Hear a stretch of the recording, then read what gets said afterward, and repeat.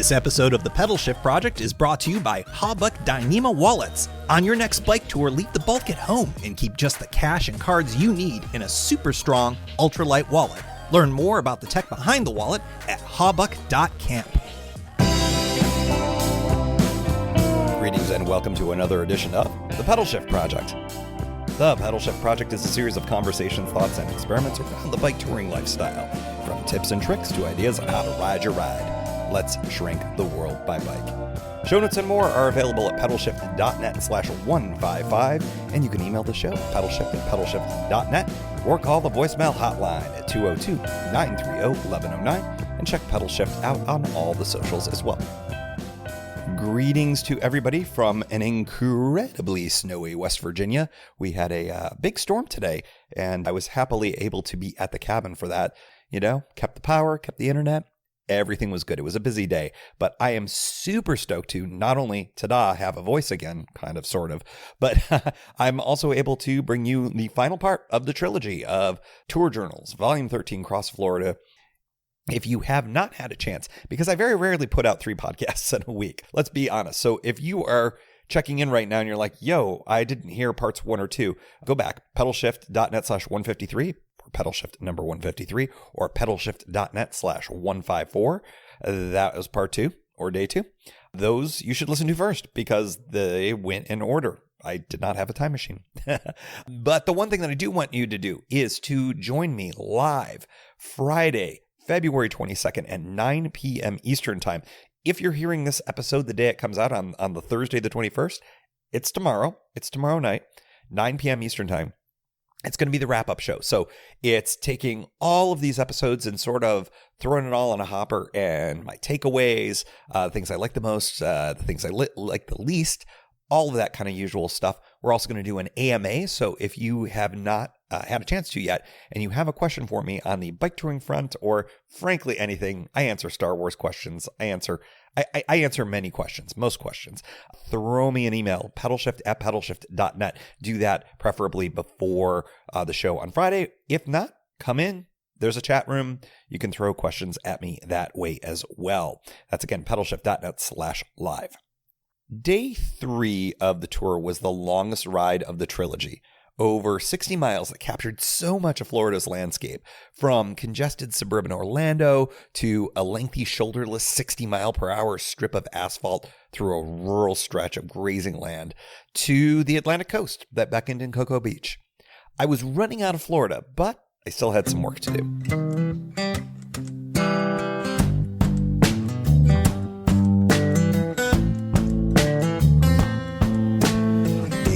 Fine, good morning to you.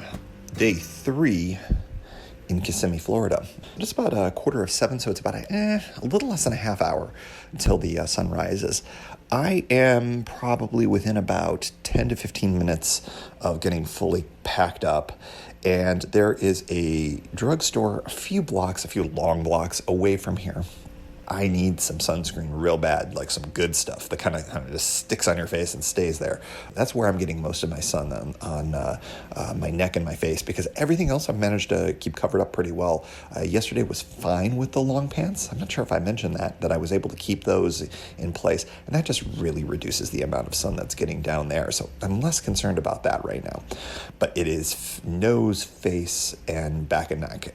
It's just too much sun, and I covered it up with a bandana, so I looked a little bit like a weird cowboy around my neck, and I'll definitely do that again, but I definitely need some chemical coverage in there as well, so that is my plan. I've been getting up before that every morning, both mornings, I should say. And what's nice is tomorrow I won't have to get up so darn early, but I do want to get up pretty early because I have to check what time I do. I think I mentioned this. I have a car rental tomorrow that will help facilitate, getting to the meetup and all that other stuff. But if I can get up early enough and still make the meetup, in between, what I'd love to do is go to Kennedy Space Center. My nephew is a rocket crazy little kid, and his birthday is next week. I think Monday, if I'm not mistaken. And I would love to be able to get that and maybe even ship it off from the Space Coast so that it gets to him within a day or two of his birthday, which would be really kind of cool. And then head to Orlando and then go to the meetup. I've got fun stuff to talk about, and I'm going to be burnt to a crisp if I don't get that damn sunscreen. So I think I should go get some. Come with me, won't you? All right, so I am outside of Kissimmee, which I'm gonna say that's a good thing. Probably my least favorite of the biking on this trip so far was in that very crowded stretch, and then that wasn't even so bad. But once you got into the downtown area, this was actually throughout Kissimmee proper. They have the sidewalks, and now I'm looking at a sidewalk crossing right now. It's just painted, but in Kissimmee, they're raised. So when I was doing some sidewalk riding out of sheer safety, it was a real tooth rattler when I went across those, which was kind of, I don't understand the efficacy of that for anyone, other than maybe they're trying to discourage bicycling, which you never know. That said, there's, not far away, and there are bike lanes in Kissimmee. They just don't want people on sidewalks as much, but in those areas of town, it's far preferable. I mean, we're on some major highways on this route. Well, maybe not. Yeah, well, they're U.S. highways. So, just a very suburban, sprawly kind of setup.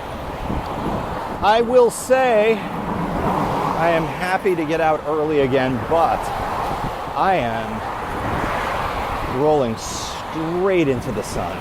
Just straight into it. I did manage to get a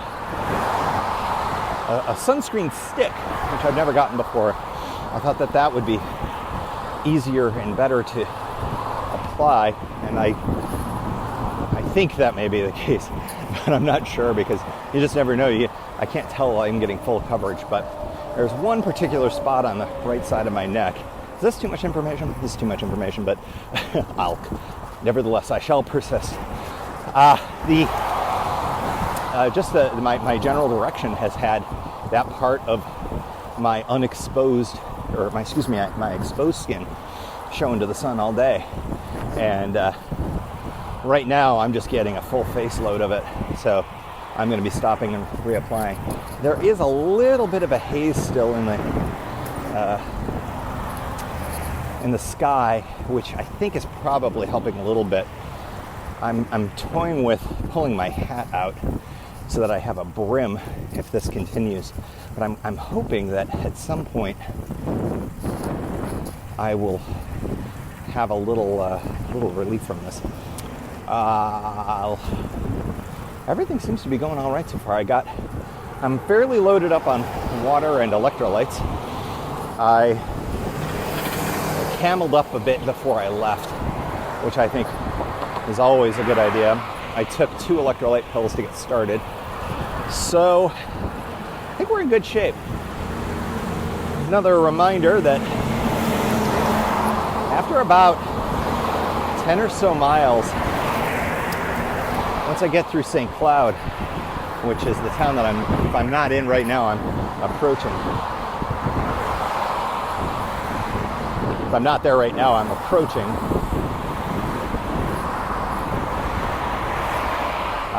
That's it for a while. It goes through it's a much longer stretch of nothingness than yesterday, which didn't turn out to be that bad, really. I passed by a lot of options to stop because I was more interested in getting done early rather than exposing myself to more heat, and that's certainly the truth for today as well. Although, just with my general direction and where the sun's going to be, I think avoiding sun is not in the cards for me today. So, that's it. Next stop, St. Cloud. Greetings from Nova Road, outside of St. Cloud, Florida. Hey, when your ride with GPS says, in 26 and a half miles, turn right, you know you're on this for a minute. No shoulder early, but very, very, very quiet. This road is for the moment. Oh, I got the barest mini little bit of a 2-foot shoulder. I'll take that. Looks like there's a garbage dump nearby or something. I don't know. I can't quite tell. And in any event, this is Osceola County Route 532. Basically, I'm on this for probably will end up being 2.5 hours. We'll call it. I probably should take a break, so maybe we'll round it up to 3. I stopped for supplies. I feel pretty good about my water and electrolyte situation. I've got 1 sports drink, grape, of course, the only proper flavor. Feel free to kill me in the comments. Let's see, what else do I have? I've got some sugary stuff. I've got some kind of a egg biscuit for a little more sustained energy. But I've got, 15. I've got about 45 total miles to go. 30 some of it, I think it was 32 from this point, because I just passed a gas station that I know is my last option. 32 with nothing. So let's round that up a little bit. A little more than 3 hours before I've got the chance to get anything else. This road was, as I saw it, with one kind of question mark, or the big question mark for this day. Not only is it very rural and whatnot, but it is. Hello, puppy. I don't know if you can hear the puppy. He or she, cannot tell, has really floppy ears, but is unhappy with little clown bike riding by. I was in the middle of saying something. I probably do this a lot too on these rides. Oh, the question mark. This was a question mark. Yeah, I mean, white line flush to the grass basically here on the side. I knew there were 2 things that made me feel like that this was a good deal. Number one, the other option was, I believe, 520, which I don't think is a real option. It's much more of a freeway. I'm not even sure if bikes are allowed on it. The second thing was that, or I guess there's 3 things. The option 1 was bad, or alternates were bad. The second thing that came up was the fact that this road is used by local cyclists in their riding from the Atlantic Coast, Space Coast, as they call it, because of Kennedy Space Center, this direction. So I feel good when other cyclists are using it. And then the third thing was, thanks to, I think it was Greg, one of the Michigan guys sent that Florida DOT map that I've mentioned a couple of times before. And the great thing about that is this was rated as the lowest trafficked route possible of anyone's that's measured. I suppose this little side road that I'm going by that's really more of a housing development is a lower trafficked route. But in terms of any kind of a thoroughfare in the state of Florida, this is amongst the ones that have the least amount of traffic. So all of these things together, I think, add up to being the right route. Like yesterday, people are giving me a wide berth, and I'm being a conscientious rider. And that guy I would have preferred to have gone a little bit slower around me, I'll be honest. He gave me enough of a wide berth, but I think anytime a vehicle's traveling upwards of 50 miles per hour and is within 5 feet of you, even though that's plenty, not so much. But if that's a rare thing today, that is great. One of the other elements is just the geography of this road. It is a very straight road. I say this, of course, when I'm coming up on one of the few curves of note on the entire ride. But I think this will be good. So far, the asphalt is fantastic. Really smooth. I've had such a rough start to the day because it was a lot of sidewalk riding, as I'd mentioned before. So, ups and downs and rumble strips and I don't know what you call them, the things that they lay down at the end of sidewalk cutouts, presumably for folks who are visually impaired, so they can feel where the end of the sidewalk is. Going over that on a bike is no bueno. Small price to pay for the accessibility for folks who benefit from it, but not great for my needs. But in any event, I think that this is just going to be a really interesting ride today. Nice and cool still. Another benefit of ending the day on the Atlantic coast, sorry again for the noise, another benefit of continuing to work my way towards the ocean is it's going to be a lot cooler out there. So if I can manage to avoid sunburning myself again, I don't think I'm going to have a problem with how the day goes. That's about it. I was going to complain about saddle issues, but I don't feel like talking about my bum. Yeah, we just won't do it. All right, till later. Just shy of 28 miles into my day, so we're not quite to halfway. Road's gotten real quiet, and I wish I could figure out a way to describe what this land is. It's very flat. It's grassy, almost like rangeland, but I don't see any animals that are using it for such. Residences slash farms, I don't even know what to call them, but they're very spread out. Yeah, I wish I had much more to say about this. I am doing fine in terms of all of the exposure and all of that. I'm just sort of fascinated more than anything else. What is this? What is the use for this land? I'm just passing by a kind of a trailer home kind of set up on a little pond, but I'm not sure what's going on here. So very rural part of Florida, this one ribbon of really nicely poured asphalt is what's getting me out to the ocean. Got about, let's see, probably another 20 miles of rural riding that's like this. So at least another couple hours. I'm stopping periodically when I find a good spot for shade. And I haven't put the bike into kind of kickstand, tuck that rear wheel under moment yet.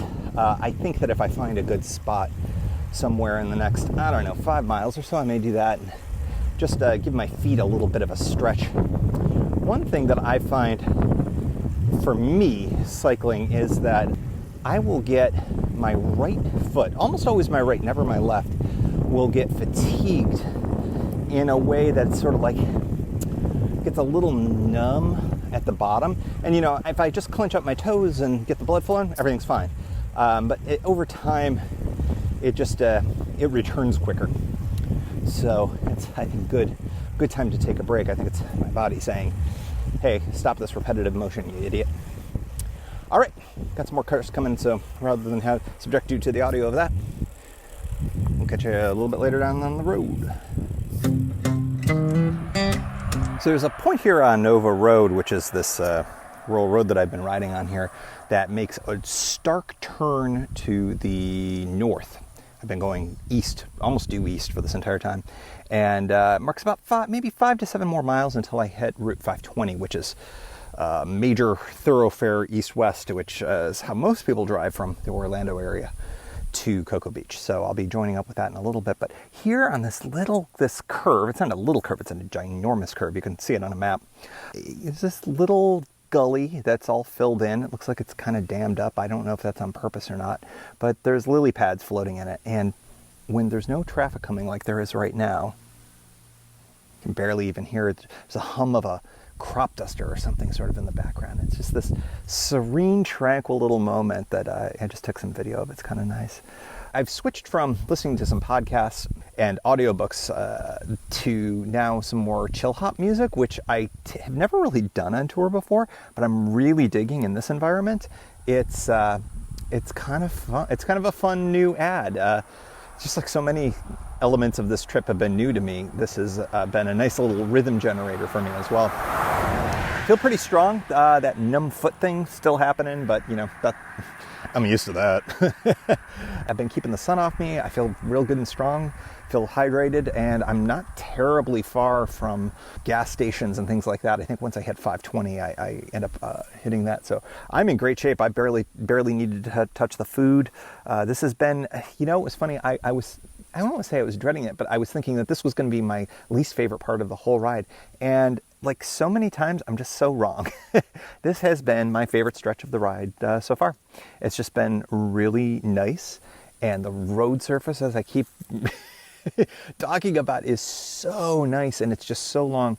It reminds me in its quietness and awayness and lack of shoulderness, all words now, of the Seven Devils, not by terrain at all, but just that kind of you're away from everything feel. And I've really appreciated that about this ride. All right, let's keep going. So I made the turn onto 520, and obviously a much busier road. And unfortunately, after 27 luxurious miles of smooth asphalt, which I think I just talked about constantly over the last couple hours, well, a couple of hours to me, a couple of minutes to you, I'm on the gnarliest chip seal ever right now. Like, worst Lane County, Oregon chip seal you can get. So things are a little slower for me, a little less comfortable, but the shoulder is fine, probably 4 or 5 feet. And the road is, I think this road may be a 55 as opposed to a 60. So, hey, better, right? But because there's the second lane, folks tend to get over unless there's somebody in the left lane as they pass. And even then I've got, it's separated, it's paint and those little knobby things again. I think I mentioned those the first day. So a little less than 20 miles. I passed a sign that said 12 miles to Cocoa, which is different than Cocoa Beach. Cocoa is the town I'll be going through before I cross the Indian River to Merritt Island, and then Merritt Island you cross Intercoastal Waterway that probably has a different name to Cocoa Beach. All right. We are making time. We're doing good. It's interesting. I've gone more miles than on my first day, and I'll be closing in on second day mileage soon. And then only have 10 miles left. Rock and roll. So 520 near Cocoa. As you can hear, the offshore breezes are smacking me right in the face. Beautiful, big, wide bike lane on this busy highway, but I'm beating the beach traffic on this Friday, so I should be in, I think, before it really kicks off. So kicking some butt today.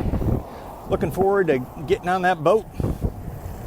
Looking forward to maybe enjoying a celebratory beer in Cocoa Beach, and God, anything else.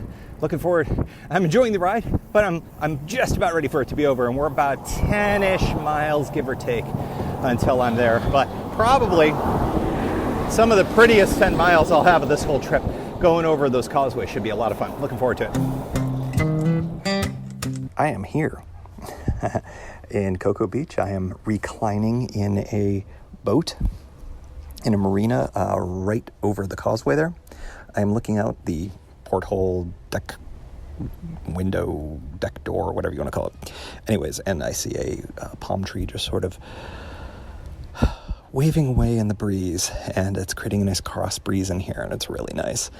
I'm excited to have completed this grand adventure. It really was a special ride, and I think part of it was just because nothing went wrong. Everything was great. I guess there's a couple of things. I got a little too much sun, but that's better than many other things that could go wrong on a tour. And I didn't get a drop of rain, which I feel like is the first time in a long time I can say that on a tour. I have millions and millions and more thoughts that I'm sure I'm going to be talking about at the live show, which is going to be the wrap up. And so join on February 22nd. And if it's way past February 22nd, 2019, well, it's the next podcast after this. So from Cocoa Beach, Florida, and the beautiful Atlantic breezes. It's been a ride. Statistics for day 3. Miles biked 61. Miles of Nova Road, the sweetest asphalt ever, 31. Tranquil lily pad stops, 1. Nights spent on a boat, 1. Flats, 0. As always, we like to close out the show with a special shout out to the Pedalshift Society. Because of support from listeners like you, Pedalshift is a weekly bicycle touring podcast with a global community, expanding into live shows and covering new tours like my XFL trip this winter. If you like what you hear, you can support the show for $5, $2, or even $1 a month. And there's one-shot and annual options if you're not into the small monthly thing. Check it all out at pedalshift.net/society. On to the society.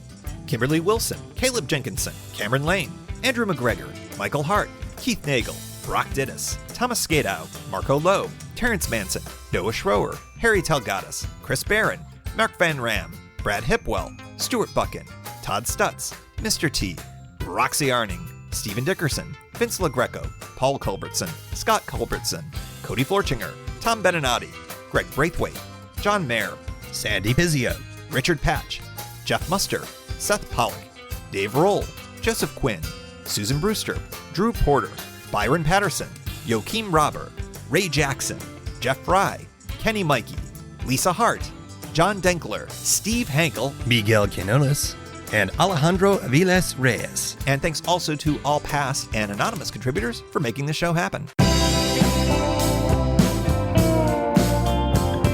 Thank you for joining. You can find Pedalshift at pedalshift.net for more great bicycle touring content. You can hear the Pedalshift project through Apple Podcasts or your favorite podcast app. Opening music courtesy of Jason Kent off his self-titled album. The track is called America. Check out his band Sunfield's latest release, Mono Mono, wherever cool music is available.